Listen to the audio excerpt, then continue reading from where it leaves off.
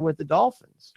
Yeah, I mean, just to play devil's advocate or devil's avocado, if you prefer, from 30 Rock line, I would say I'm in California, so yeah, we'll go with that. Absolutely. I would say that one, like the Dolphins, in their defense, they have shipped off a ton of assets. You know, Larry Tunsil, former first-round pick, Minkah Fitzpatrick, former first-round pick, but they shipped off two first-round picks who were going to be looking for contracts or were unhappy looking for contracts in the next 3 years.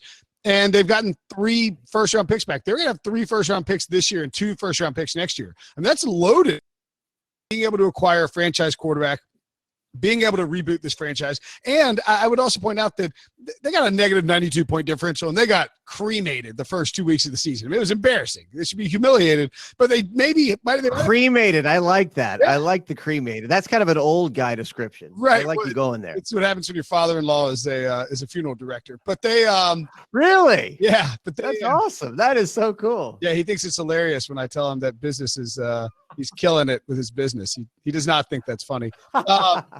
But, look, they might have played the best 2 teams in football the first 2 weeks of the season in the Patriots and the Ravens. It's possible that the Patriots and Ravens end up finishing the season like 28-4 in totality, right? They could both be 14-2 teams. Maybe not because they play each other, but, I mean, they could be 10 to 13 win teams easily if Lamar Jackson and Tom Brady stay healthy. And as such, I think it's possible that maybe after once we get 8 or 9 weeks into the season, we'll look at the start to the Dolphins year a little bit more differently because, like, I don't think that they would go play the Jets today and the Jets with Luke Falk would beat them by 40 points.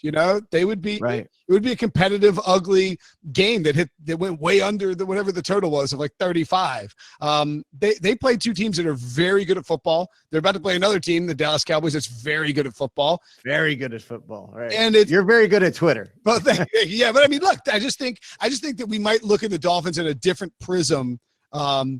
6 weeks from now than we are currently. Like if they pull off 2 wins in the next 8 weeks, which I know nobody thinks is possible, but it's the NFL. It happens all the time. Maybe we say, all right, Miami's a bad team, and they're historically bad or whatever, but they have a ton of first-round picks and a chance to rebuild the franchise for once instead of being this 7-9 or